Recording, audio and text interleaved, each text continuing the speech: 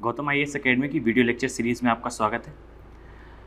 इस video lecture series में जैसा कि आपको पता है हम बात कर रहे हैं मॉडर्न हिस्ट्री अर्थात आधुनिक भारत के इतिहास के बारे में।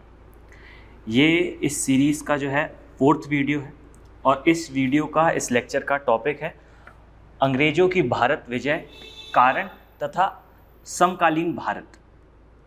देखिए, हमने इसके पहले वाले वीडियोस में, इसके पहले के लेक्चर्स में इस विषय पर डिटेल में चर्चा की थी कि वे क्या परिस्थितियां थीं जिनके अंतर्गत यूरोपियन कंपनियां भारत में आईं, उन कंपनीज़ का क्रम क्या था। इसमें हमने पुर्तगाली, फ्रेंच और डेनिश कंपनी को देख लिया है। आज के वीडियो में हम जो है चर्चा करेंगे अंग्रेज़ों के भारत की विजय के कारण पर। वे क्या कारण थे कि भारत में अंग्रेज़ों की विजय सुनिश्चित हुई और आने वाले 200 वर्षों तक, 250 वर्षों तक जो है वो ब्रिटिशर्स ने ही भारत में क्यों रूल करा। जैसा कि आप लोगों ने प्रीवियस वीडियो में देख रखा है, हमने इस विषय पर डिटेल में चर्चा करी थी कि पुर्तगाली, चाहे वो फ्रेंच हो चाहे वो डेनिश कंपनी हो, ये तीनों चारों कंपनियां जो है वो भारत में आई तो थी व्यापार करने के लिए, पर इन सभी का एक हिडन प्रोपोगेंडा था, इनका एक हिडन जो है उद्देश्य था। फॉर एग्ज़ाम्पल, जैसा कि हमने देखा था कि पुर्तगाली कंपनी जो थी, जो पोर्चुगीज़ थे, वे भारत जब आए थे तो उनके मुख्यतः 2 उद्देश्य थे। पहला जो था वो नो डाउट व्यापार करना था, आर्थिक लाभ था, और सेकंड और मोस्ट इम्पॉर्टेंट जो हिडन एजेंडा था उनका, वह था भारत में ईसाइयत का प्रचार करना अर्थात क्रिश्चियनिटी का प्रचार करना। इसके बाद आई कंपनी, जैसा कि हमने देखा था, डच कंपनी थी या आप कह सकते हैं हॉलैंड की कंपनी थी। ये जो हॉलैंड की कंपनी थी, ये कुछ पहलुओं पर, कुछ बिंदुओं पर हम इसे कह सकते हैं कि ये जो है विशुद्ध व्यापारिक इकाई थी।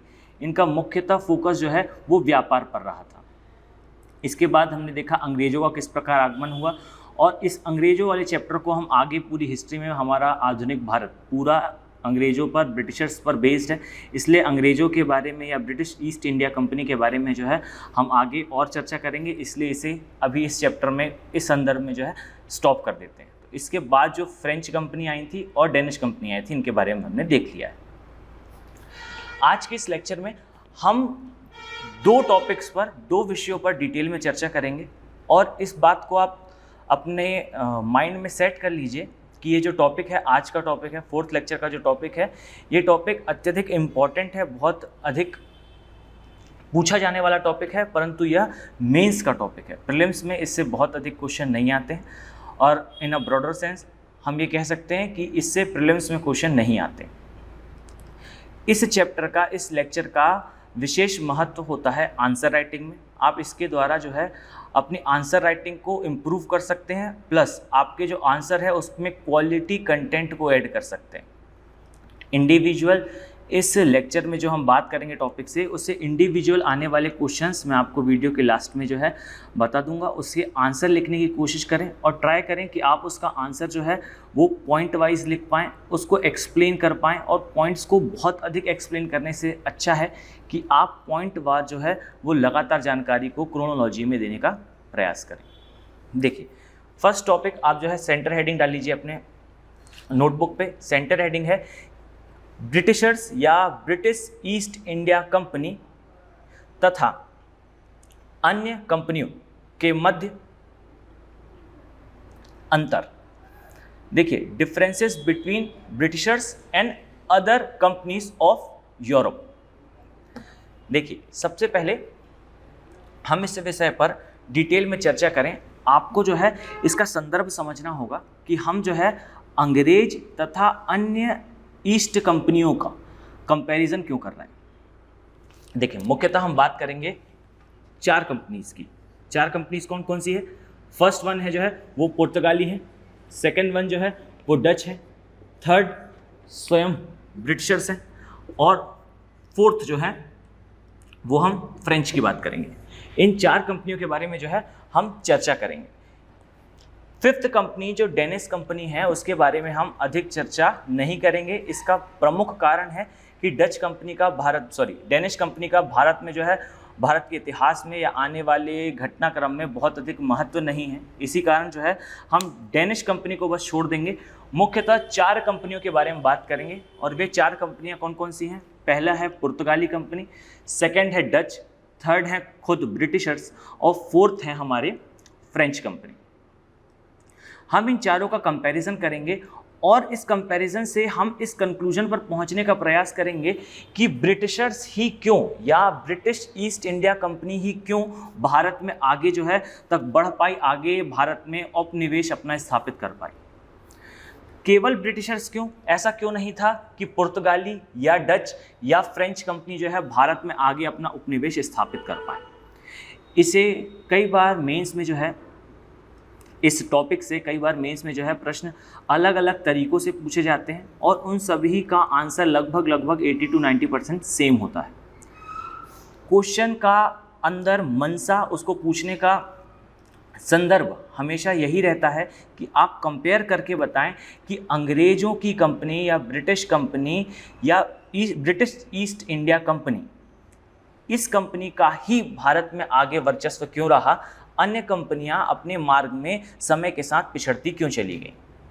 इस विषय पर हम चर्चा करेंगे आने वाले कुछ दिनों। लेकिन इसके साथ साथ हम एक विषय और है इसी वीडियो लेक्चर में जिस पर चर्चा करेंगे और वो सेकंड टॉपिक है कि ब्रिटिशर्स ने जब भारत में विजय प्राप्त करी, ब्रिटिशर्स ने जब भारत में अपना आप कहते हैं उपनिवेश स्थापित करा, उस समय भारत की स्थिति क्या थी। ये दो चैप्टर्स हैं, दो टॉपिक्स हैं जिसे हम सेम वीडियो में जो है वो कवर करेंगे, तो आप कंफ्यूज ना हो। पहला टॉपिक है जो हम अभी स्टार्ट करेंगे, वह टॉपिक है British company versus other companies. Other companies कहाँ की, तो अदर कंपनीज यूरोप की। और सेकंड टॉपिक है कि जब ब्रिटिशर्स ने भारत में अपना उपनिवेश स्थापित करा, ये कोई स्पॉन्टेनियस घटना नहीं थी, एक दिन की घटना नहीं थी। ऐसा नहीं हुआ था कि अचानक एक दिन जो है ब्रिटिशर्स भारत आए और जो है उन्होंने अपना शासन स्थापित कर लिया, जैसा कि हम देखते हैं हिस्ट्री के अन्य जगहों पर। मुगलों से या फिर दिल्ली डायनेस्टी के पहले दिल्ली सल्तनत से जिस प्रकार मुग़ल साम्राज्य में परिवर्तन होता है, जनता तो वही रहती है, ऊपर की सत्ता परिवर्तन होता है, ये एक स्पॉन्टेनियस घटना सा प्रतीत होता है। अचानक जो है बाबर का आना, भारत में उसका विजय होना और आगे साम्राज्य की स्थापना, ये हल्का आप देखें तो स्पॉन्टेनियस घटना सी प्रतीत होती है। परंतु इस संदर्भ में कि भारत में मुग़ल सत्ता है और कुछ समय पश्चात भारत में अंग्रेज़ों का उपनिवेश है, इन दोनों के मध्य समय अंतराल जो है वो काफ़ी अधिक है। लगभग 100 वर्षों का समय अंतराल आपको स्पष्ट देखने मिलेगा। 100 वर्षों का इन द सेंस 1608 में पहली फैक्ट्री स्थापित हुई, 1650 के आसपास जो है वो बंगाल में आ चुके थे और 1750, 1757 और 64 में जो है बक्सर का युद्ध होगा और उसके पश्चात जो है अंग्रेज भारत में अपना उपनिवेश को वैधानिक रूप प्रदान कर देंगे। तो ये समय अंतराल है, यह काफ़ी लंबा है, ये एक स्पॉन्टेनियस घटना नहीं है। इसीलिए हम इन दो चैप्टर्स को डिटेल में डिस्कशन करेंगे। फर्स्ट वन कंपनीज का कंपैरिजन और सेकंड वन हम देखेंगे कि जब ये भारत में सत्ता परिवर्तन हो रहा था, इस समय समाज की स्थिति क्या थी, भारत की स्थिति क्या थी। क्लियर है? तो फर्स्ट टॉपिक रहेगा Britishers versus other companies of Europe. Okay, देखें आप नोट्स बनाते जाएं, मैं जो है सिलसिलेवार तरीके से आपको जो डाटा दे रहा हूं, इस डाटा को पुट करें आप अपने आंसर्स में। This data is purely for your mains purpose only. इससे प्रीलिम्स में आने वाले क्वेश्चंस की संख्या बहुत कम होती है। हाँ, आप ये कह सकते हैं कि इस डाटा का उपयोग जो है आप अपने कॉन्सेप्ट बिल्डिंग में कर सकते हैं और उसके थ्रू जो है आप किसी क्वेश्चन को सॉल्व कर लें, तो ये जो है एक इम्पॉर्टेंट बात होगी। पर डायरेक्ट फैक्ट से आने वाले क्वेश्चन इस चैप्टर से कम आते हैं। चलिए, सबसे पहले हम बात करते हैं ब्रिटिश ईस्ट इंडिया कंपनी के बारे में कि वास्तव में British east India company Bharat में जब आई तो ब्रिटेन में क्या स्थिति थी और यूरोप में क्या स्थिति थी। देखिएगा, इस चीज़ को अपने माइंड पर बैठा लें, इसको सेट कर लें कि भारत में जितने भी यूरोपियन कंट्रीज़ की कंपनियां आई थीं, चाहे वो फ्रेंच हो, चाहे वो डच हो, डच यानी कि नीदरलैंड की कंपनी, या आप इसे हॉलैंड भी कहते हैं। हॉलैंड का ही नाम जो है लेटेस्ट नाम, अभी वर्तमान में हॉलैंड का नाम नीदरलैंड है और इसको पहले जो है इनकी कंपनी इसको डच कंपनी कहा जाता था। For example Hindustan Unilever. तो ये जो है Dutch company, French company, Britain की कंपनी तथा अन्य आप जो देखें अन्य कंपनी जितनी भी आई थी, इनका ब्रिटिशर के साथ जो कंपैरिजन है, इसमें सबसे पहले हम यूरोप में उनकी स्थिति देखते हैं। कोई भी कंपनी जो भारत में आई है वह भारत में सफल होगी या नहीं होगी, या भारत में उसकी स्थिति किस प्रकार की होगी, यह इस बात पर निर्भर करता है कि यूरोप में उस कंट्री की स्थिति कैसी है। फॉर एग्जाम्पल, अगर हम इनके नाम हटा दें, कंपनीज के नाम हटा दें और हम कहें company number A, B, C और D, 4 कंपनियां जो है वो भारत में आई हैं, और अगर हमें चुनना है कि इनमें से चारों कंपनीज में से कौन सी कंपनी भारत में रहेगी या उपनिवेश स्थापित करेगी, तो सबसे इम्पॉर्टेंट है हमारा ये देखना कि इन चारों कंपनीज की जो कंट्रीज़ हैं, फॉर एग्जांपल वो चाहे ब्रिटिशर हो चाहे फ्रेंच हो, वह देश का यूरोप में वर्तमान में कैसी स्थिति है। अगर यूरोप में उसकी स्थिति अच्छी होगी तो इसके पूरे चांसेस हैं कि भारत में भी उस यूरोपियन कंपनी का उपनिवेश स्थापित हो सकता है। अब वो 4 कंपनीज कौन कौन सी हैं, जैसा हमने देखा, पुर्तगाली, डच, ब्रिटिशर्स और फ्रेंच, ये 4 कंपनियों के बारे में हम चर्चा करेंगे। देखिए, इस चर्चा को हम आगे बढ़ाएं उसके पहले जो है आप इस बात को समझें कि भारत में उपनिवेश को स्थापित करना किसी भी देश के लिए, यूरोपियन कंट्रीज़ के लिए इतना इम्पोर्टेंट क्यों था। एक बहुत सिंपल सा कथन है, बहुत सिंपल सा स्टेटमेंट है रूस के पीटर का। आपने नाम सुना होगा, ग्रेट पीटर, हिंदी में कहा जाता है पीटर महान का।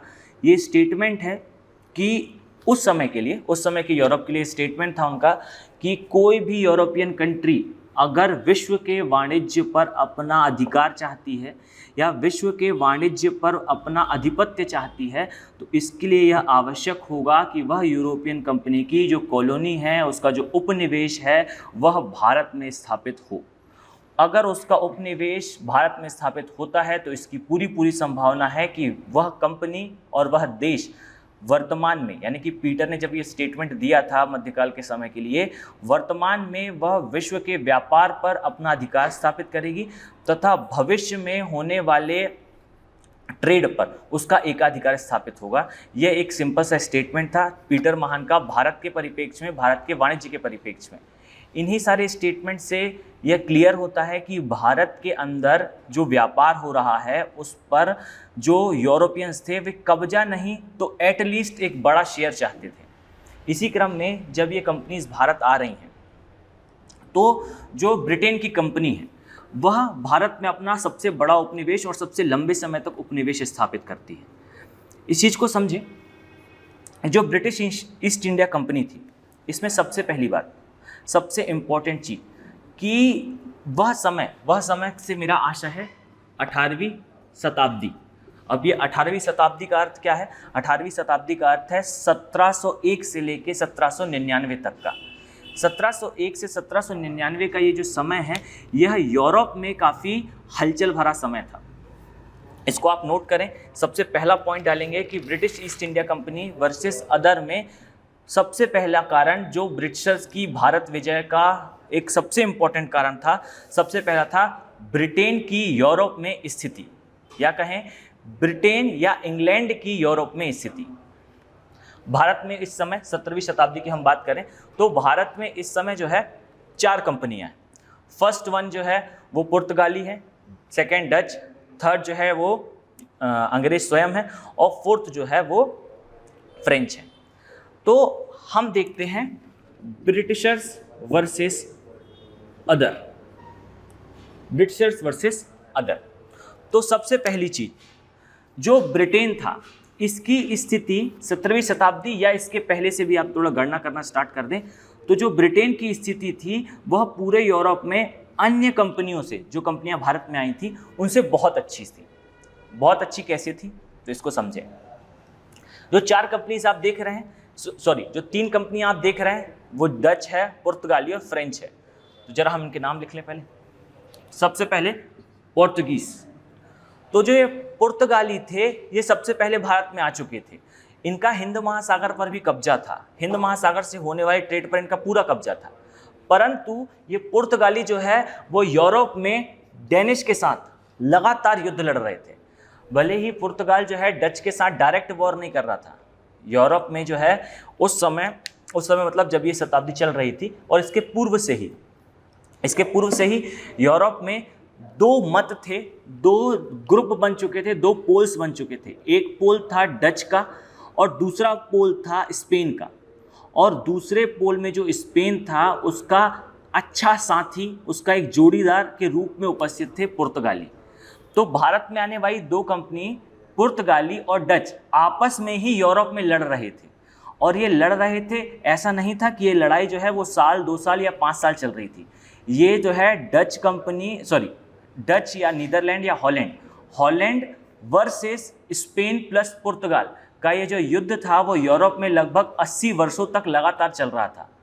तो 80 वर्षों तक पुर्तगाल और जो डच है वो आपस में युद्ध में छिटपुट जो है वो लगातार लगे हुए थे। तो इन दोनों का जो है आपस में युद्ध, क्या परिणाम भारत में देखने मिला कि पुर्तगाली सत्ता जो है वो हिंद महासागर में कमज़ोर हो गई और अंग्रेज़ों के रास्ते से धीरे धीरे जो है वो हट गई।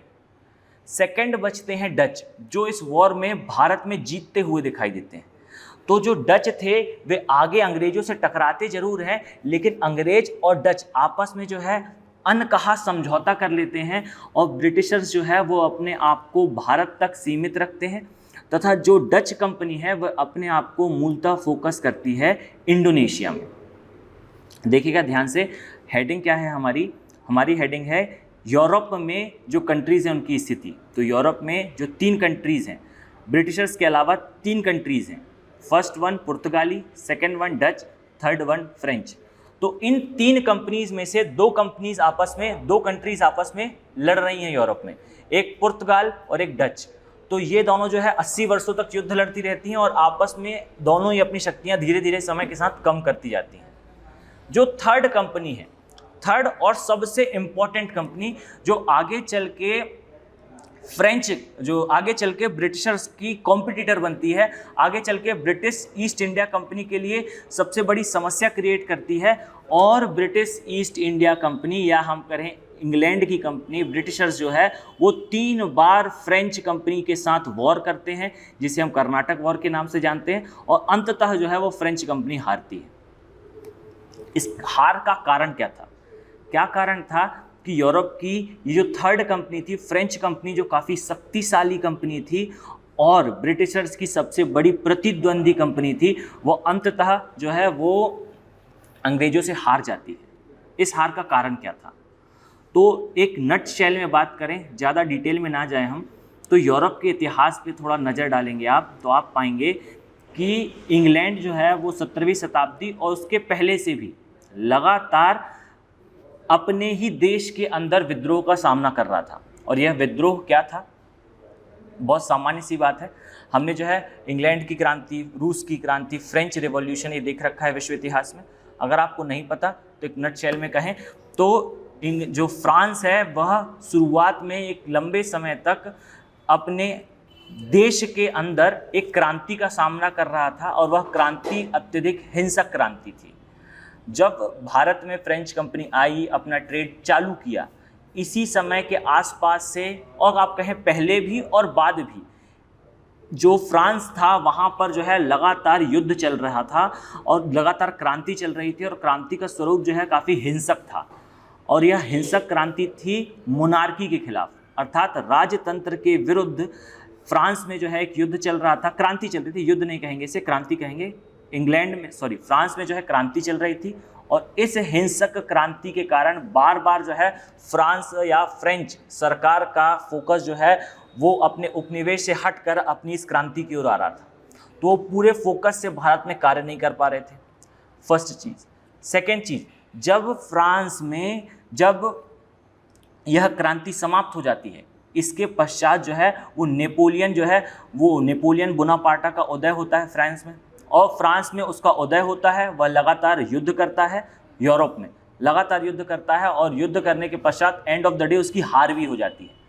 तो फ्रेंच जो देश है यूरोप में वह कमज़ोर हो जाता है, और इसी कमजोरी के कारण फ्रेंच कंपनी भारत के अंदर कमज़ोर हो जाती है, और end of the day French company का भारत में जो है वो उपनिवेश समाप्त हो जाता है। वो एक बहुत ही छोटे क्षेत्र तक सीमित रह जाती है, पांडुचेरी तक अंत तक रहते हैं, काफ़ी सीमित हो जाती है, नॉमिनल क्षेत्र रह जाता है, और इनकी कॉलोनीज जो है वो ब्रिटिशर द्वारा ख़त्म कर दी जाती है। अंतिम कर्नाटक युद्ध का परिणाम ये निकलता है कि भारत से फ्रेंच सत्ता जो है वो समाप्त हो जाती है, फ्रेंच उपनिवेश जो है वो समाप्त हो जाता है, नाम मात्र का ही रह जाता है। अर्थात ब्रिटिश ईस्ट इंडिया कंपनी की भारत में उपनिवेश स्थापित करने का एक सबसे बड़ा कारण यह था कि ब्रिटेन का इंग्लैंड में अपनी स्थिति को मजबूत रखना। ब्रिटेन, इंग्लैंड, या हम कहें ब्रिटिश ईस्ट इंडिया कंपनी का मदर स्टेट जो है यूरोप में एक अच्छी स्थिति में था, और अन्य जो कंपनीज थी उनके जो पेरेंट स्टेट्स थे यूरोप में वो अपनी स्थिति लगातार जो है वो खोती जा रहे थे। पहला कारण यह था कि भारत में ब्रिटिश ईस्ट इंडिया कंपनी स्थापित हुई। अब हम सेकंड कारण देखते हैं। सेकंड कारण हेडिंग डाल लीजिए, ऋण बाजार में ऋण बाजार का उपयोग। हेडिंग डाल लीजिए, ऋण बाजार का उपयोग। अब ये ऋण बाजार का उपयोग किस प्रकार, देखें, जो ब्रिटिश ईस्ट इंडिया कंपनी है और अन्य कंपनियां हैं, जरा इनकी संरचना को देखें। देखिए, हम काफ़ी डिटेल में जा रहे हैं। इसका आशय यह नहीं है कि यह सभी कुछ आपको जो है वो पेपर में अपनी आंसर शीट में जो है उतार देना है। इसका कारण यह है, डिटेल में जाने का कारण यह है कि आप अपना आंसर लिखते समय अपने शब्दों में इस पूरी डिटेल को समाहित कर सकें। एक एक वर्ड जो है आंसर में उतारने की आवश्यकता नहीं है। आपको केवल अपने शब्दों से यह चेक करने वाले को बताना है कि आपको जो है यह पूरा सिनेरियो पता है। देखें, पहला तो हमने देख लिया कि भारत में आने वाली जो कंपनीज थी उनके पेरेंट स्टेट की स्थिति क्या थी, और उसमें अच्छी स्थिति ब्रिटेन की थी। इसी कारण भारत में जो है ब्रिटिशर्स विजयी होते हैं अन्य कंपनियों से। अब सेकंड पॉइंट देखें। सेकंड पॉइंट है ऋण बाजार का उपयोग। ऋण बाजार क्या होता है, तो एक सिंपल वर्ड में देखें तो ऋण बाजार अर्थात शेयर मार्केट। अभी के समय में शेयर मार्केट काफ़ी जो है आप सभी ने इसको देखा होगा, सुना होगा इसके बारे में। ये शेयर बाजार का जो कॉन्सेप्ट है ये काफ़ी पहले आ चुका था, और शुरुआत जो है वो नीदरलैंड से हो चुकी थी। अब उस तरफ हम आगे नहीं बढ़ेंगे, पर आप इस चीज़ को समझें कि जो शेयर बाजार है या ऋण बाजार है, इस ऋण बाजार का उपयोग ब्रिटिश ईस्ट इंडिया कंपनी द्वारा सबसे अच्छे तरीके से करा गया था। सबसे अच्छे तरीके से करा गया था किस वे में, तो इसका तरीका था कि ब्रिटिश कंपनी ने ऋण बाजार से सबसे इफेक्टिव वे से जो है वो पैसा निकाला था। ऋण बाजार अर्थात शेयर मार्केट से पैसा निकालने में, इन्वेस्टमेंट कराने में ब्रिटिश कंपनी जो है वो सबसे लीडिंग कंपनीज में से एक थी। इसका कारण क्या था कि जो ब्रिटेन की स्थिति थी वो यूरोप में अच्छी थी। अच्छी होने के कारण जो शेयर बाजार था, तत्कालीन समय का कंटेम्परेरी वर्ल्ड का जो शेयर मार्केट था, वह रुझान रखता था कि ब्रिटिश कंपनी में इन्वेस्टमेंट करा जाए, और इस इन्वेस्टमेंट के कारण जो है ब्रिटिशर्स को बहुत अधिक जो है धन लाभ हो रहा था। लगातार इनके पास जो है इन्वेस्टमेंट आ रहे थे, और ये कंपनी जो है वो बड़ी मात्रा में बॉन्ड अर्थात ऋण पत्र जारी कर रही थी। बॉन्ड या ऋण पत्र के द्वारा इनके पास जो है लगातार इन्वेस्टमेंट आ रहा था, और इस इन्वेस्टमेंट का उपयोग जो है ब्रिटिश कंपनी जो है अपने युद्धों में कर रही थी। जो वॉर्स हो रही थी उसमें लगातार जो है कंपनी इसका उपयोग कर रही थी। तो सेकंड पॉइंट हो गया ऋण बाजार का उपयोग। देखिए, ये जो पॉइंट है यह साउंड ऐसा करता है कि it is less important point और least important point, but this point is one of the most important point behind the success of Britishers in India. Britishers की, अंग्रेज़ों की भारत में विजय के पीछे एक सबसे महत्वपूर्ण, सबसे इम्पोर्टेंट, सबसे इफेक्टिव रीज़न था इस कंपनी का, अंग्रेज़ों की कंपनी का धन अर्जित कर पाना शेयर बाजार से। ये साउंड भले ही जो है आपको कम वेट का लगे, but this is one of the important point. और जो एग्जामिनर है, जो आपकी कॉपी चेक करने वाला है, वो इसेंशियल रूप से आपकी कॉपी पे जो है ये पॉइंट देखना चाहता है कि इनके धन अर्जन का स्रोत क्या था। क्लियर है, क्योंकि एंड ऑफ द डे जो भी कंपनीज हैं वो यूरोप में तो एक ही स्थान पर है, यूरोप में तो जो है यूरोप में ही स्थापित है। सबकी स्थिति थोड़ी बहुत अलग, थोड़ी बहुत जो है चेंज होगी, पर है तो सभी, और सभी में जो है मोनार्की है। मोनार्की अर्थात राजतंत्र है, और राजतंत्र से ये संवैधानिक राजतंत्र की ओर अग्रसित हो रही हैं। सभी की स्थिति, जो देश हम देख रहे हैं, इनकी स्थिति यूरोप में लगभग जो है एक सी रहती है। मोनार्की स्थित है और कॉन्स्टिट्यूशनल मोनार्की के ऊपर बढ़ रहे हैं।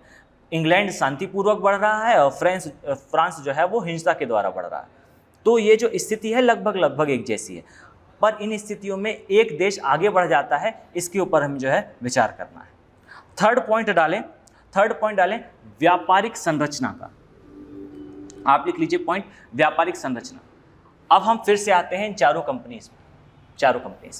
जरा ध्यान से देखिए, ये जो चारों कंपनीज आई थी और इनके इंडिविजुअल वीडियोस में मैंने आपको स्पष्ट करा था कि इन कंपनीज की संरचना कैसी थी। चाहे वो पुर्तगाल की कंपनी हो, चाहे वह डच कंपनी हो, चाहे वह फ्रेंच कंपनी हो, इन सभी कंपनीज के बारे में हमने चर्चा करी थी कि इनकी व्यापारिक संरचना क्या है। तो इसे पूरा यहाँ मेंशन नहीं करेंगे, एक नट शेल में बात करें, एक छोटे से 2 लाइन में समझाना चाहें तो आप पाएंगे कि 3 कंपनी अंग्रेज, 3 कंपनी, फर्स्ट वन इज पुर्तगाल की company, second one is Dutch and third one is French, not Britishers. ये जो तीनों कंपनीज थी, इन तीनों कंपनीज का जो शेयर था और आप कहें स्वामित्व था, इन तीनों कंपनी का स्वामित्व मेजरली उन स्टेट के प्रिंस के पास था या उस स्टेट के राजा के पास था या लीडिंग कम्युनिटी के पास था। लीडिंग कम्युनिटी मतलब कि आप कह सकते हैं कुलीन वर्ग के पास था। अर्थात ये तीनों कंपनियां लगभग सरकारी कंपनी की तरह कार्य करती थी। पुर्तगाली, डच और French, these 3 companies are treated और behave like a government company। इसके पीछे का कारण था कि इनके जो शेयर थे, इनके जो आधिपत्य था, इनका आधिपत्य लीडिंग कम्युनिटी या डायरेक्ट राजा के पास था। आप इसको समझें कि फ्रांस की जो कंपनी थी उसके तो 60% शेयर जो थे उसके राजा के पास थे। इसके अलावा पुर्तगीज़ के साथ भी ऐसा ही था, 50% अप्रॉक्स जो है वो शेयर उनके पास थे। और डच कंपनी पर तो डायरेक्ट कंट्रोल था उनके प्रिंस का या उनके राजा का, उनके किंग का। तो इस प्रकार सख्ती से जो है वह नियंत्रण रखा जाता था इन कंपनीज पर वहाँ के राजाओं द्वारा या आप कह सकते हैं सरकार द्वारा। अब जो थर्ड कंपनी और जो विजय प्राप्त करती है भारत में, वो उपनिवेश स्थापित कर पाती है अपना, वह कंपनी है ब्रिटिशर्स की। इसमें ऐसा नहीं था। अर्थात हारने वाली 3 कंपनीज में एक कॉमन चीज़ थी कि ये कंपनी बिहेव करती थी एक सरकारी कंपनी की तरह। इनका जो नेचर था वो आज के समय में मोटा मोटा कहें तो सरकारी जैसा था। वर्डिंग थोड़ी गलत होगी लेकिन समझने के हिसाब से, आपके अंडरस्टैंडिंग के हिसाब से समझें कि जो कंपनी थी वह behave like a government company. But जो अंग्रेज़ों की कंपनी थी, जो ब्रिटिश कंपनी थी, ब्रिटिश ईस्ट इंडिया कंपनी थी, ये कंपनी जो है यह विशुद्ध रूप से प्राइवेट कंपनी थी। प्राइवेट कंपनी थी का आशय क्या है कि ये कंपनी की व्यापारिक संरचना देखने पर हम पाते हैं कि इस कंपनी ने अपने शेयर जो है वो निकाल रखे थे, ओपन कर रखे थे और इक्विलिटी शेयर जारी करते थे। अब इसको जो है आप ज़्यादा समझने का प्रयास ना करें कि इक्विलिटी शेयर क्या होते हैं। हम एक सामान्य भाषा में कहें तो इस कंपनी ने जो है अपने शेयर जारी कर दिए थे और शेयर जारी करने के कारण इस कंपनी का कंट्रोल ब्रिटेन के किंग के हाथों में नहीं था। इस कंपनी का कंट्रोल जो है वो उसके शेयर धारकों के हाथ में था। और उसके शेयर धारक कौन थे? उनके शेयर धारक थे विशुद्ध व्यापारी। व्यापारियों के हाथ में इसके शेयर थे और उनका रिप्रेजेंटेशन करते थे एक निर्देशक मंडल, एक डायरेक्टर्स का मंडल जो कि कंपनी को रेगुलेट करता था। और इन डायरेक्टर का जो समूह था, इन निर्देशक मंडल का जो कार्य था वो कंपनी को रेगुलेट करना था अकॉर्डिंग टू मार्केट। अब आप सामान्यतः अभी कंपैरिजन करके देखें, अगर कोई कंपनी हो जो सरकारी कंपनी हो और एक कंपनी हो जो प्राइवेट कंपनी हो, इन दोनों में अगर आप क्वालिटी की बात करें तो आपको अच्छी क्वालिटी शायद पॉसिबल है कि आपको मिले कहाँ? प्राइवेट में। और ऐसा ही कुछ हुआ उस समय में भी, कंटेम्प्रेरी वर्ल्ड में भी, कि सरकारी जो कंपनियां थीं वो भारत में असफल होने लगीं और ब्रिटिश कंपनी जो है वो सफल होने लगी। इस पर थोड़ा सा और डिटेल में जाएं तो इसका सामान्य सा कारण था कि पुर्तगाली हो, चाहे डच हो, चाहे फ्रेंच कंपनी हो, ये तीनों ही कंपनी में जो सरफेस लेवल पर आकर, मूल भूमि पर आकर जो है काम करने वाले लोग थे, उनको तनख्वाह मिलती थी, उनको कंपनी के लाभ हानि से बहुत अधिक प्रभाव नहीं पड़ता था। उनका डायरेक्ट इन्वेस्टमेंट जो है वो कंपनी में नहीं होता था। इस कारण जो है उनके कार्य में उत्साह की कमी थी। और इसी के कंपैरिजन में जो कंपनी ब्रिटिशर्स की थी उसमें कार्य करने वाले व्यक्तियों का कंपनी में डायरेक्ट या तो शेयर हुआ करता था या तो उनके मुनाफे से डायरेक्ट लाभ उन्हें होता था। इस कारण मूल भूमि पर आकर काम करने वाला जो व्यक्ति था वह जो है वो लगातार कार्य अच्छी क्वालिटी से और ज़्यादा लगन से करता था ताकि प्रॉफिट को इंक्रीज करा जा सके, क्योंकि उस प्रॉफिट का एक हिस्सा जो है उसकी जेब में भी आना था। तो व्यापारिक संरचना में एक मेन त्रुटि थी इन 3 कंपनीज में कि ये जो है बिहेव करती थी लाइक अ सरकारी कंपनी, और ब्रिटिशर्स की जो कंपनी थी वो बिहेव करती थी like a private company. Investment जो आता था उसका रिटर्न देने के लिए जो है इनके कार्य ज़्यादा शार्प होते थे, ज़्यादा फोकस्ड होते थे। दूसरा ये जो है तीसरा और one of the most important point है। अब चौथा पॉइंट और लास्ट इंपॉर्टेंट पॉइंट, इसके बाद जो 2 पॉइंट्स आप और लिखेंगे वो 2 पॉइंट्स अगर आप पेपर में स्किप भी कर देते हैं, अगर ये वर्ड लिमिट से ऊपर भी जाता है तो आप जो है लास्ट के 2 पॉइंट्स को स्किप कर सकते हैं। जो स्टार्टिंग के 4 पॉइंट्स मैं आपको बता रहा हूँ, फर्स्ट वन इज जो है यूरोप में उन देशों की स्थिति, सेकंड वन ऋण बाजार, थर्ड वन व्यापारिक स्थिति। इसे स्किप करना जो है वो आपके आंसर को इनकम्प्लीट करेगा। ओके, लास्ट जो है पॉइंट डाल लीजिए, इंडस्ट्रियल रिवॉल्यूशन या औद्योगिक क्रांति। अब ये औद्योगिक क्रांति क्या है या इंडस्ट्रियल रिवॉल्यूशन क्या है? तो इंडस्ट्रियल रिवॉल्यूशन जो है वो आगे आप देखेंगे कि किस प्रकार, जब वर्ल्ड हिस्ट्री आप पढ़ेंगे तो किस प्रकार जो है इफेक्ट करता है। मैं एक सिंपल लैंग्वेज में आपको बताऊं तो इंडस्ट्रियल रिवॉल्यूशन का मतलब है विनिर्माण का युग, या आप कहें प्रोडक्शन की एज, जहां पर जो है लगातार उद्योग लगाए जाएंगे और प्रोडक्शन को हर कंट्री इंक्रीज करना चाहेगी। ये जो इंडस्ट्रियल रिवॉल्यूशन है ये मेजरली जो है यूरोप में जो है आया था, और इसका मेन पॉइंट जो है, इसका एपिसेंटर जो है आप समझ सकते हैं इंग्लैंड था। अर्थात इंग्लैंड में इंडस्ट्रियल रिवॉल्यूशन बहुत तेज़ी से आगे बढ़ रहा था। अर्थात इंग्लैंड के अंदर जो है वे लगातार प्रोडक्शन को इंक्रीज करना चाहते हैं, लगातार ब्रिटेन के अंदर विनिर्माण बढ़ रहा है। अब बहुत सिंपल सी बात है, थोड़ा सा जो है behave like a thinking creature. तो आप देखेंगे कि अगर किसी कंट्री में, अगर कोई कंट्री चाहती है कि उसके यहाँ प्रोडक्शन बहुत अधिक हो, उसके यहाँ उत्पादन बहुत अधिक हो, तो उत्पादन के लिए सबसे एसेंशियल रिक्वायरमेंट क्या होती है? रॉ मटेरियल की, अर्थात कच्चे माल की। और यह कच्चा माल उसे कहाँ से प्राप्त होगा? तो इसे वह कच्चा माल या तो अपने देश की ज़मीन से प्राप्त हो, वो अपनी ज़मीन से कच्चा माल निकाल ले, या तो उसे कच्चा माल जो है वो किसी और देश से प्राप्त हो। तो किसी और देश से कब प्राप्त होगा? जब या तो उस देश से खरीद लें या तो उस देश में जो है उसका उपनिवेश हो। तो ब्रिटेन का उपनिवेश भारत में था और ब्रिटेन में इंडस्ट्रियल रिवॉल्यूशन था, तो ब्रिटेन को लगातार रिक्वायरमेंट थी कच्चे माल की, तो वो इफेक्टिव वे से जो है वो भारत से कच्चा माल निकालता रहा, और निकालने के साथ इंग्लैंड में जो है वो यूज़ करता रहा, और इंग्लैंड में यूज़ करने के साथ वो इफेक्टिव होता रहा भारत में। इसी कारण, इसको ध्यान से नोट करिए कि इसी इंडस्ट्रियल रिवॉल्यूशन के कारण ब्रिटेन की कंपनी भारत में ज़्यादा इफेक्टिव होती रही, और इफेक्टिव होने के साथ साथ उसका जो है, उसकी जो वैल्यू जनरेशन है, उसका जो प्रोडक्शन है वो बढ़ा, और अल्टीमेटली एक सर्किट कंप्लीट हुआ, जिसका परिणाम यह निकला कि ये जो ब्रिटिश कंपनी है वो भारत में सफल होने लगी। 4 इंपॉर्टेंट पॉइंट्स हैं। फर्स्ट वन यूरोप में स्थिति, सेकंड वन जो है ऋण बाजार का उपयोग, थर्ड वन जो है व्यापारिक संरचना उनकी, और फोर्थ वन जो है आपने अभी देखा industrial revolution. These are 4 important point. और 2 और पॉइंट्स की हम चर्चा करें तो 2 और पॉइंट्स में आप लिख सकते हैं। सबसे पहली चीज़ और सबसे इम्पॉर्टेंट चीज़, धार्मिक सहिष्णुता।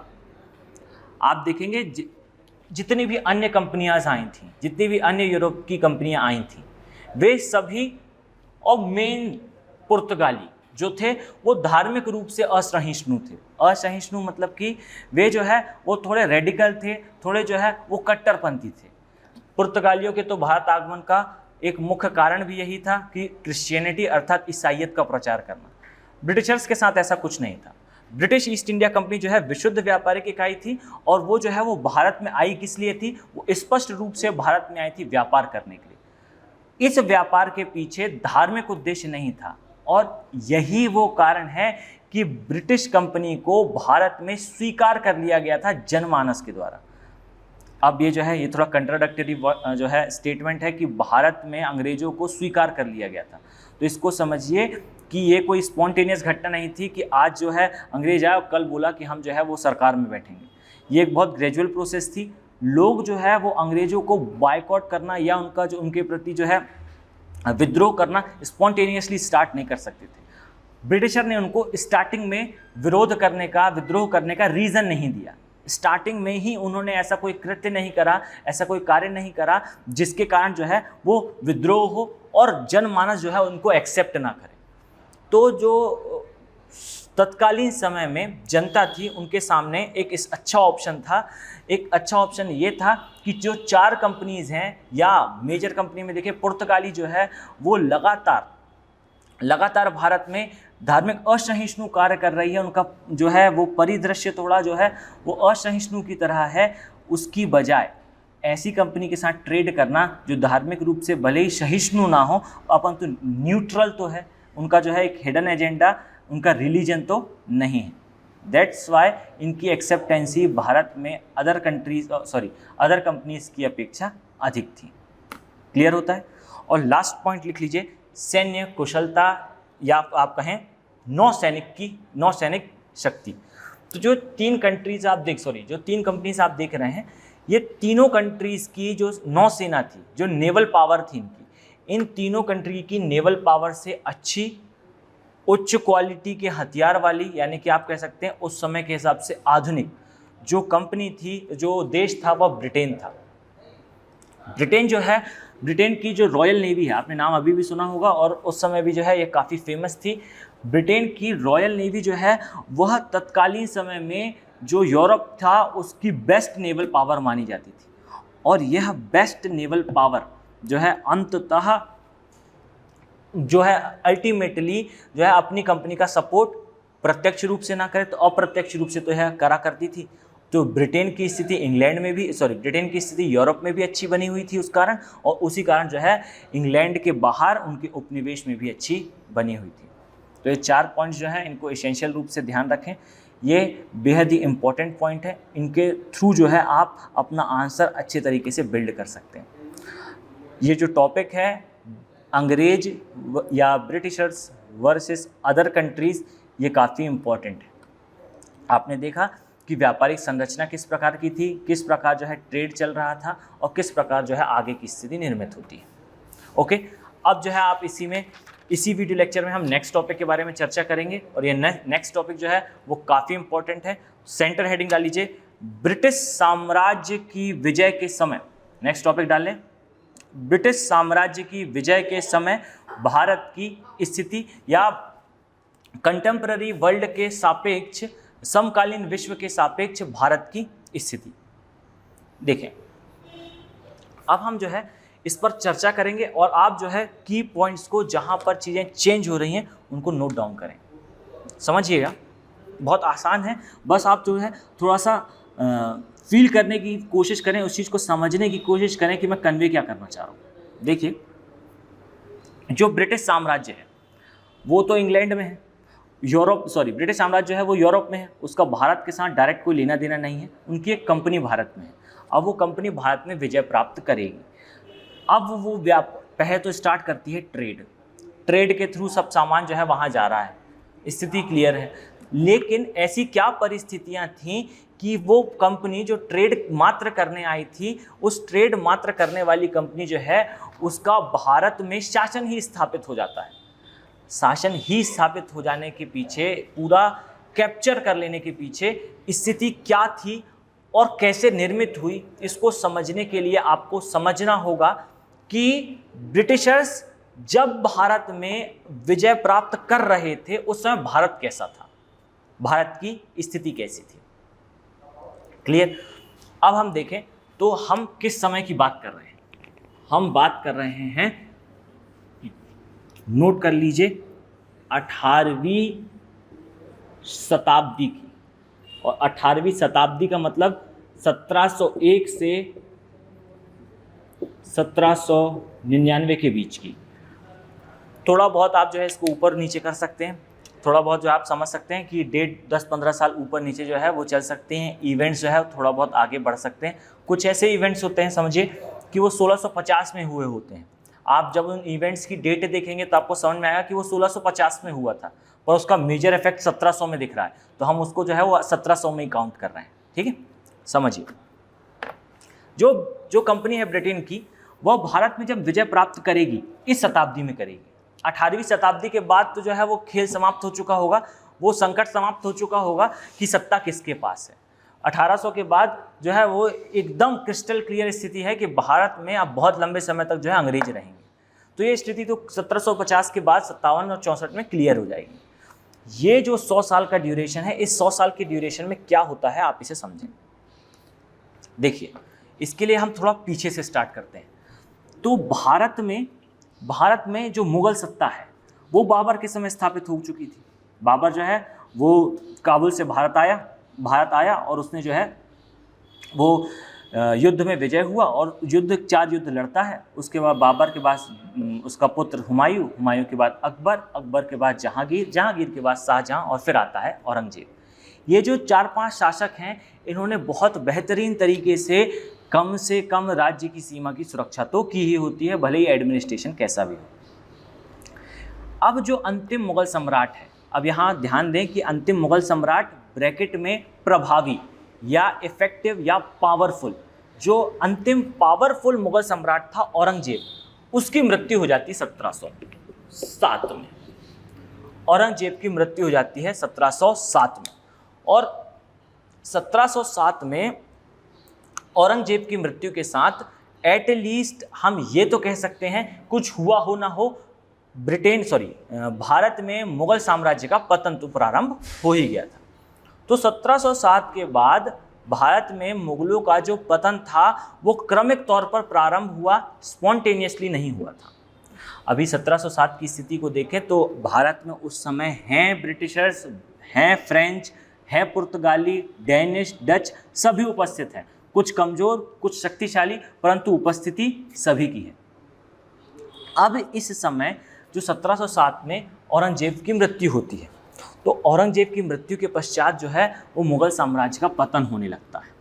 अब ये पतन क्यों होता है, तो आप जो है इसको साइड हेडिंग डालें।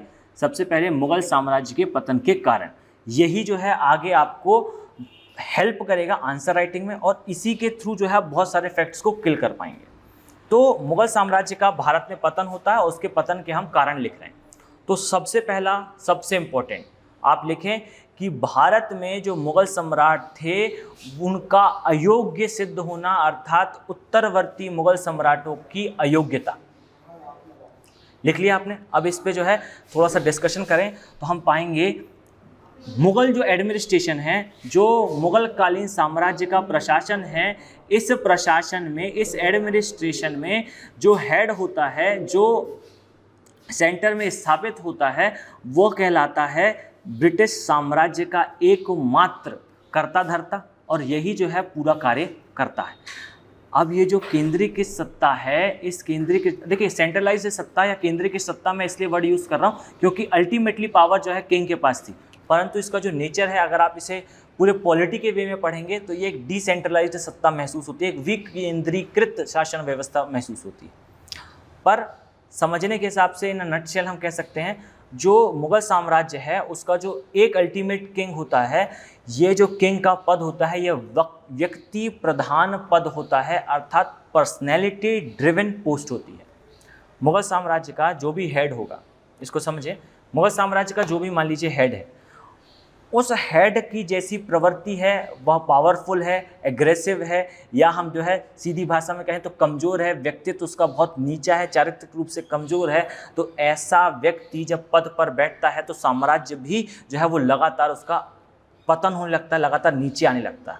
और यही जो है अगर किंग जो है वो काफ़ी एग्रेसिव है, एग्रेसिवली डिसीजन ले रहा है, लगातार डिसीजन करके भले ही वॉर लड़ रहा है और हार रहा है, परंतु साम्राज्य का पतन नहीं होता। एक जो ओवरऑल निकल के बात आती है वह ये आती है कि पर्सनैलिटी ड्रिवन पोस्ट है, पोस्ट नहीं कहेंगे हम, ये तो खैर खुद ही में अल्टीमेट पावर सोर्स है, पावर सिंक है। तो अगर हम ब्रॉड में कहें तो अल्टीमेटली जो किंग होता है उसकी जैसी पर्सनैलिटी होती है, उसका जो जैसा नेचर होता है, उस नेचर से ये जो है पूरा साम्राज्य हाईली इफेक्ट होता है। तो आने वाले औरंगजेब के आने वाले जितने भी राजा थे, मुगल राजा थे, मुगल सम्राट थे, वे सभी अयोग्य थे। उनकी योग्यता या तो कम थी या तो वे सिद्ध नहीं कर पाए थे। तो उत्तरवर्ती मुगल सम्राट जो है वो अत्यधिक अयोग्य थे और शक्ति विहीन होने के कारण जो मुगल साम्राज्य था उसका पतन होता गया। पहली चीज़, अयोग्य शासक। सेकंड पॉइंट लिखिए, जो शासक बने भी उनमें उत्तराधिकार का युद्ध होता था। ये उत्तराधिकार का युद्ध क्या होता है, बहुत सिंपल वर्ड में समझें। उत्तराधिकार का युद्ध से आशय होता है कि एक राजा की मृत्यु के पश्चात उसका कौन सा पुत्र जो है वह राजा बनेगा, यह स्पष्ट नहीं होता था, और अगर स्पष्ट होता भी था तो उसे कोई मानता नहीं था। सीधी सी बात है, औरंगजेब की मृत्यु हुई, औरंगजेब के 5 पुत्र हैं, वैसे वास्तविकता में 4 पुत्र थे। औरंगजेब के जो 4 पुत्र हैं वो 4 अलग अलग दिशा में थे, वो चारों आ गए लड़ने के लिए कि हम जो है हम राजा बनेंगे या फलाना राजा बनेगा। इसी प्रकार औरंगजेब के पहले जो जहांगीर थे, शाहजहां थे, शाहजहां के 4 पुत्र थे और चारों पुत्रों में उत्तराधिकार का संघर्ष होता है। फॉर एग्जाम्पल दारा शिकोह औरंगजेब ने अपने भाई का जो है वो वध करके उसको जो है मारकर स्वयं गद्दी पर बैठा। तो मुगल साम्राज्य में एक नियम सा चला आ रहा था, एक सामान्य सा एक कल्चर चला आ रहा था, जिसमें यह होता था कि राजा की, सम्राट की मृत्यु के पश्चात जो उत्तराधिकारी के ऑप्शंस थे, जो लोग बन सकते हैं उसके उत्तराधिकारी, जो उसका जो है सक्सेसर बन सकते हैं, उनके मध्य जो है वो काफ़ी युद्ध होता था।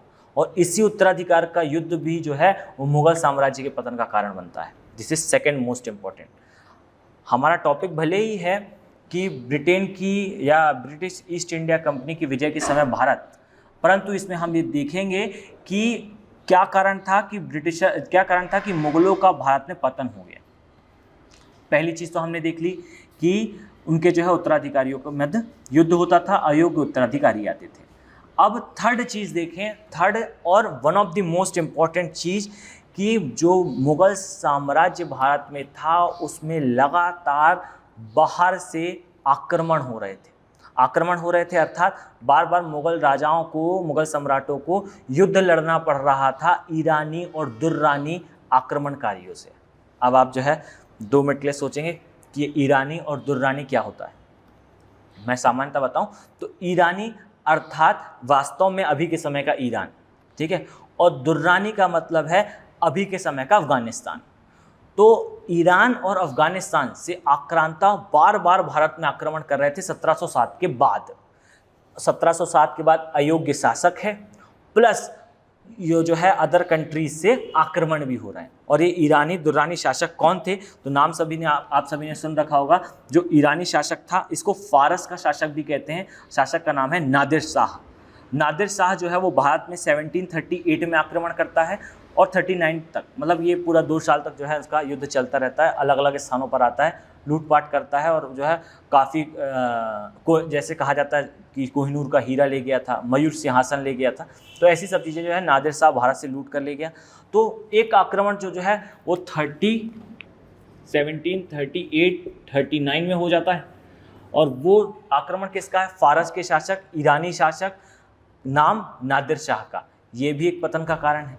सेकेंड आक्रमण जो होता है इससे कुछ वर्षों पश्चात, डेट नोट कर लीजिए, 1748 से 67 के बीच में, इतने लंबे समय अंतराल के बीच में जो है लगातार आक्रमण करता है दुर्रानी शासक। और दुर्रानी शासक का नाम क्या है, अफगानी शासक का नाम क्या है, बहुत फेमस नाम है, आप सभी ने सुन रखा होगा, अहमद शाह अब्दाली, जो है लगातार भारत में आक्रमण करता है। आक्रमण ही नहीं करता, लूटपाट भी करता है और बहुत लंबे समय तक लगातार इसके आक्रमण जो है वो मुगल साम्राज्य की बची खुची नींव जो टिकी हुई थी नाम मात्र के लिए, उसे भी जो है उखाड़ फेंकता है।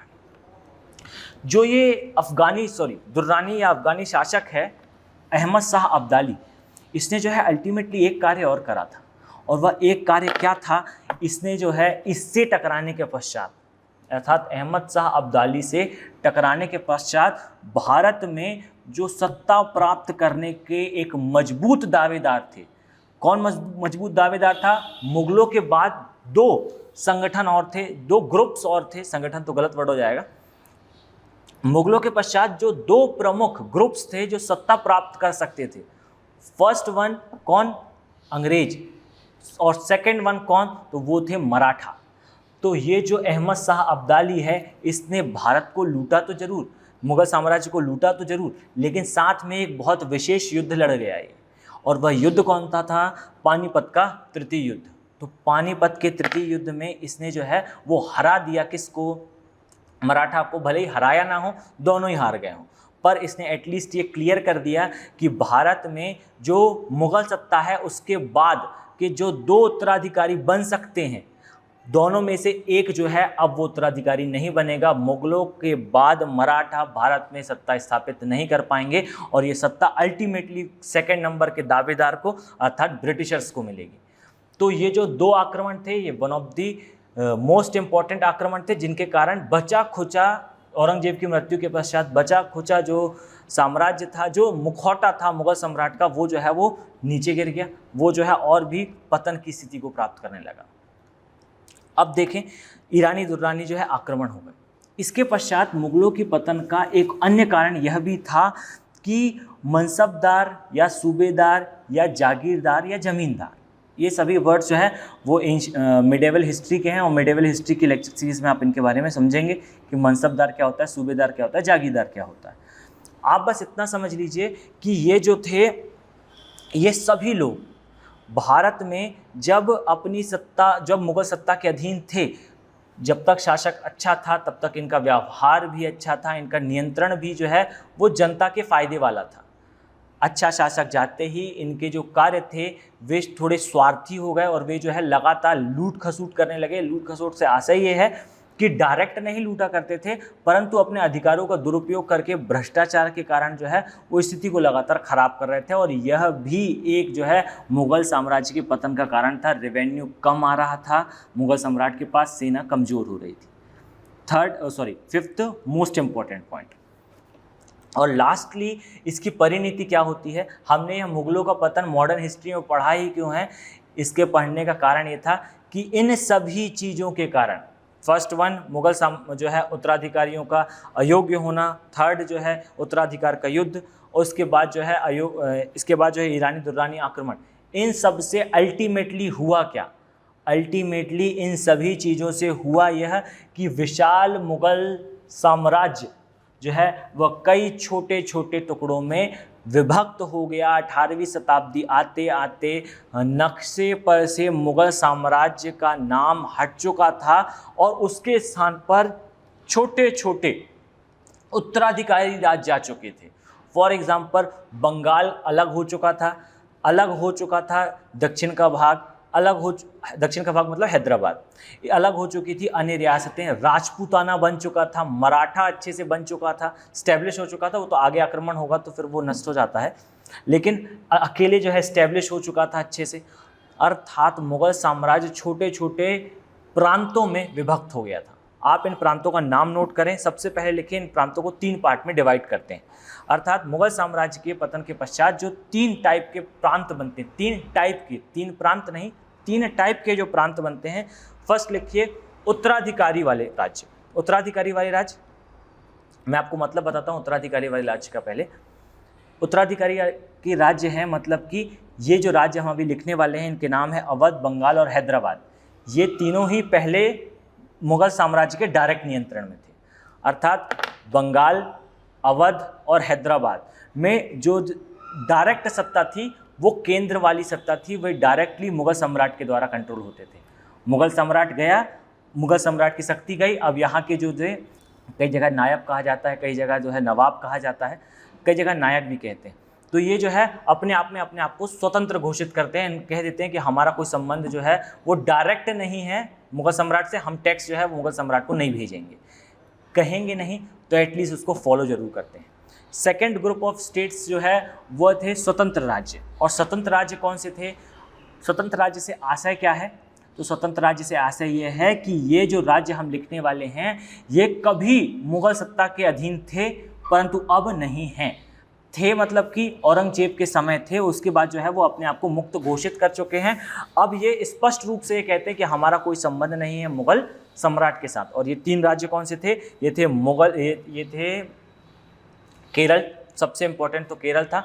और सेकंड, और इसके बारे में डिटेल में चर्चा होगी, ये था मैसूर।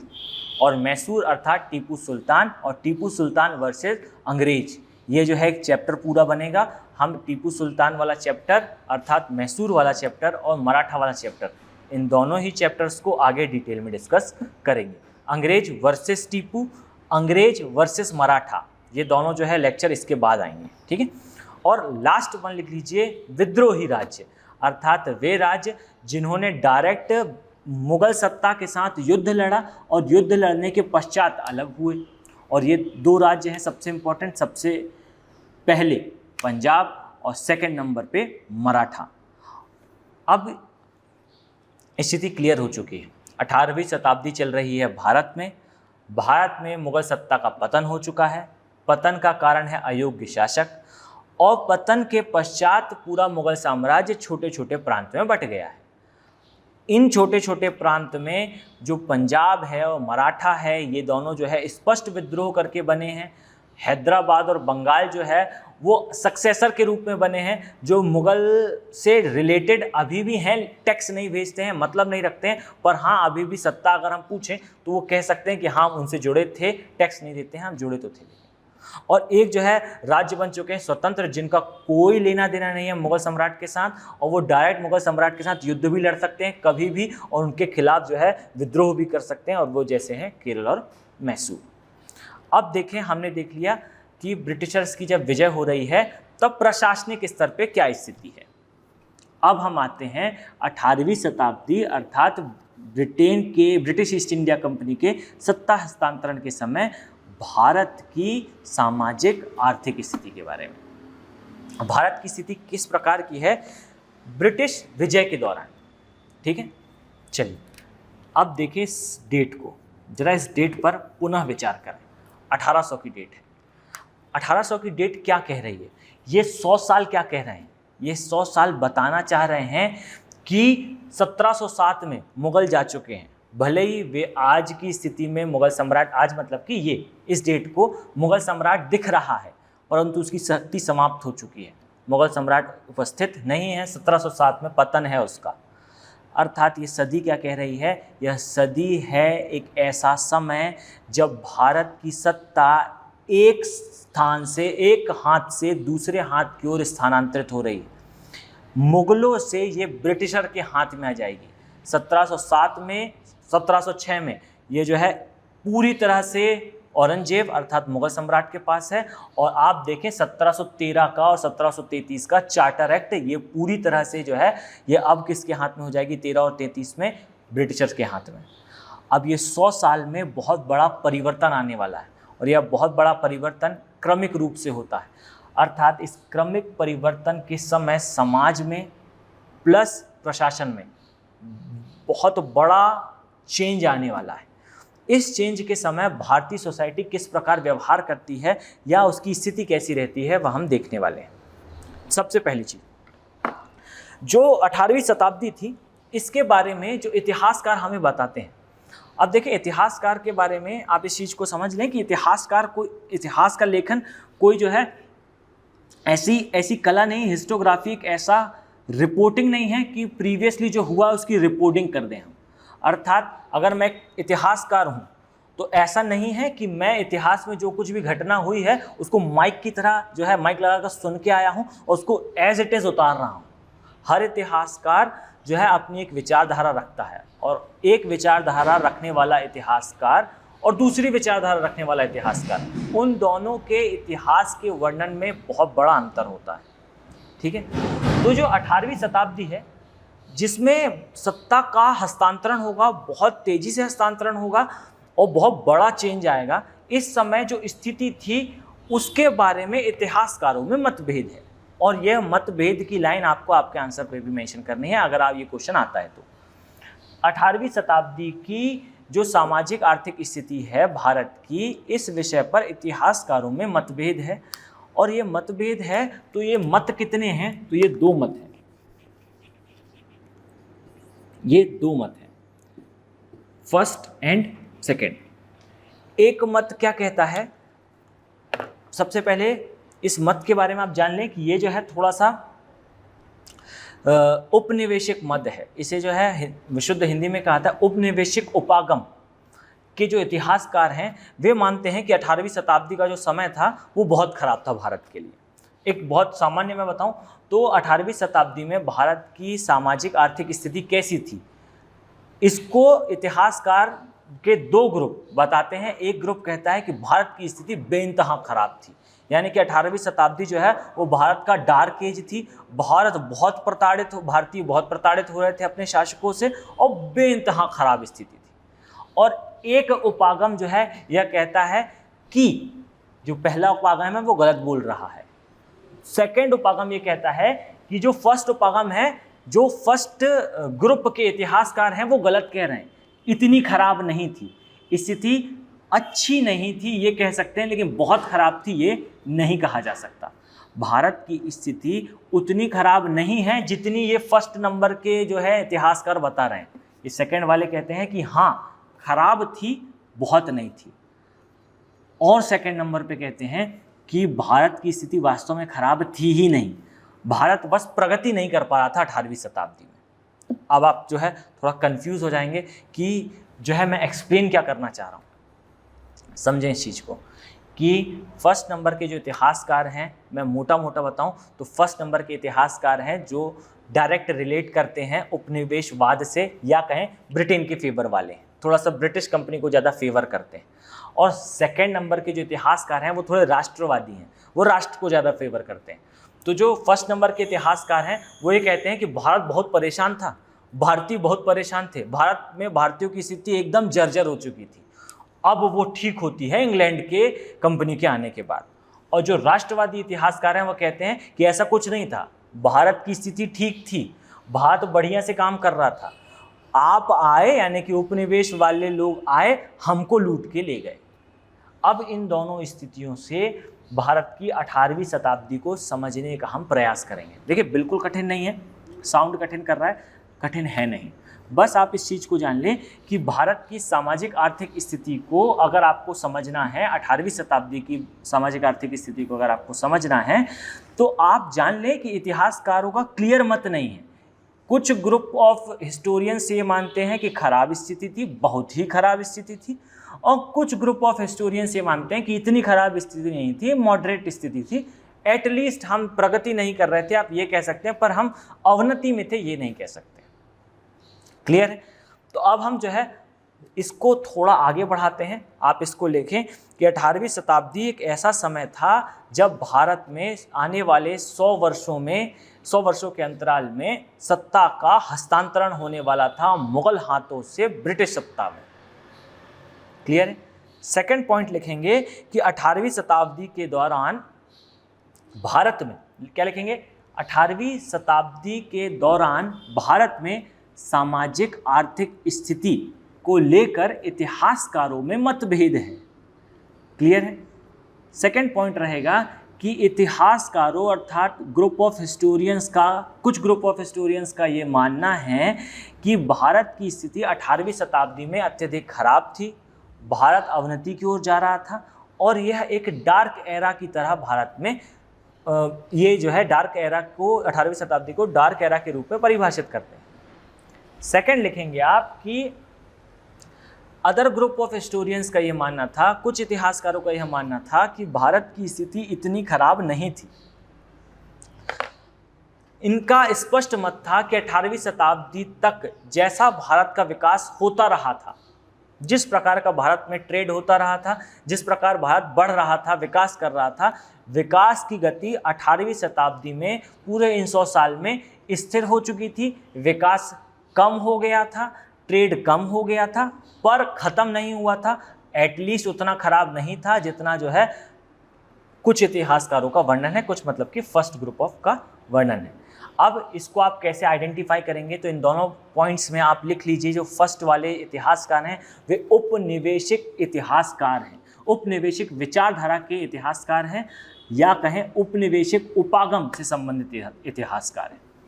और सेकंड नंबर के जो लोग हैं वे कौन हैं, ये जो है राष्ट्रवादी विचारधारा या राष्ट्रवादी जो है इतिहासकार है, राष्ट्रवादी उपागम के इतिहासकार है। क्लियर है?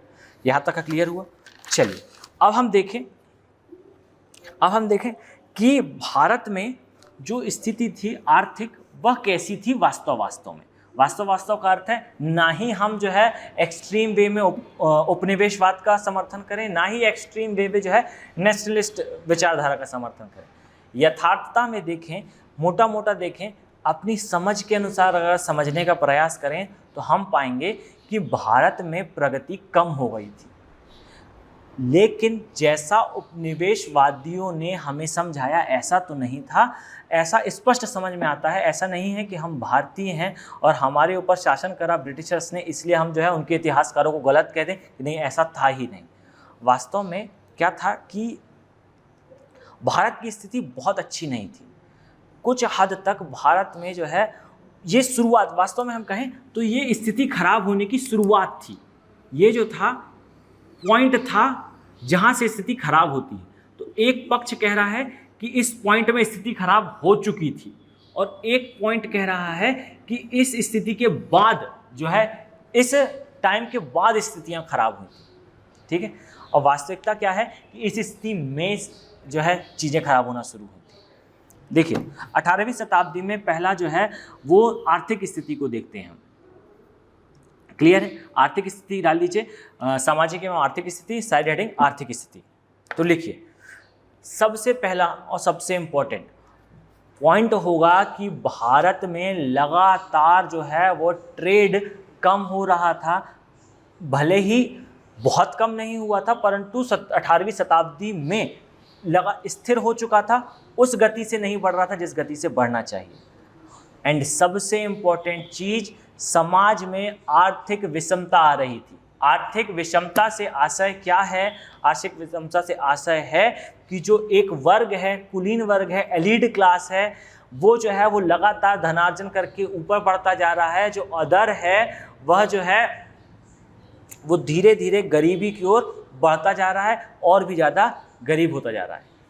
एक क्लास जो है वो एलीट क्लास जो है वो लगातार बढ़ती जा रही है 18वीं शताब्दी में, और जो गरीब वर्ग है वो लगातार गरीब होता जा रहा है। ये तो जो है वो दोनों उपागम के इतिहासकार इस बात पर एग्री करते हैं। चलिए अब जो है इसको थोड़ा डिस्कस करें, हम थोड़ा सा इस पर और डिटेल में जाएं। तो 18वीं शताब्दी में या 18वीं शताब्दी तक जब ब्रिटिशर अपनी सत्ता अपने हाथों में लेते हैं, तब तक की जो स्थिति होती है उसके ट्रेड को थोड़ा समझें तो आप पाएंगे कि जो 16वीं शताब्दी या हम कहें 15वीं शताब्दी, ट्रेड किस प्रकार चल रहा है, भारत से निर्यात किन चीज़ों का हो रहा है। तो शुरुआत में जो निर्यात है वह होता है मसालों का, यानी कि वो काली मिर्च से स्टार्ट होकर दालचीनी तक जाएगा। हर प्रकार के मसालों का भारत निर्यात कर रहा है। सेकंड जो है 20, 25, 30 साल में थोड़ा चेंज आता है और मसालों से वो जड़ी बूटियों में शिफ्ट होता है। कुछ 25-30 सालों बाद या 50 सालों बाद जब जो है डच हमारे यहाँ आ जाते हैं, तो डच जो है वो भारत से सूती कपड़ा ले जाने लगते हैं। अर्थात जो इंटरनेशनल ट्रेड है उसमें जो चीज़ें हैं वो चेंज हो रही हैं। भारत से जो माल है, कच्चा माल जो बाहर जा रहा है, उसका टाइप चेंज हो रहा है। और टाइप क्या चेंज हो रहा है? पहली बार जो है वो काली मिर्च जाती है या मसाले जाते हैं, फिर जड़ी बूटियाँ जाती हैं। इसके पश्चात जो है कुछ समय बाद डचों के आने के पश्चात सूती वस्त्र जाता है, और इसके पश्चात रेशम के कपड़े जाना स्टार्ट होते हैं। भारत से रेशम का निर्यात होने लगता है।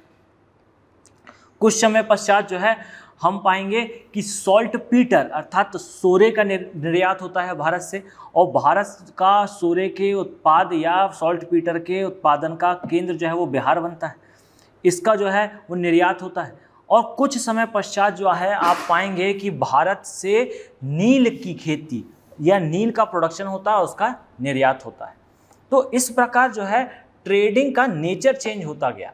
भारत से जो इंटरनेशनल ट्रेड था, जो निर्यात था, वो पूरी 18वीं शताब्दी ठीक ठाक चला था। इसमें कमी जरूर आई थी, पर उतनी कमी नहीं आई थी जितनी जो है औपनिवेशिक उपागम के इतिहासकार कहते हैं। इतना अधिक जो है डिक्रीज नहीं हुआ था। इसके अलावा जो राष्ट्रवादी इतिहासकार कहते हैं, इसमें थोड़ी ट्रेडिंग में ज़्यादा यथार्थता दिखती है। जैसा आपने दादा भाई नौरोजी की जो है बुक में देखा होगा, poverty and British rule in India में, उन्होंने जो बताया था कि इसी समय से जो है वो सारा खेल खराब होना शुरू हुआ था भारत का। तो हमारे यहाँ निर्यात कम होना यहाँ से शुरुआत हुआ था, कम था ऐसा नहीं था।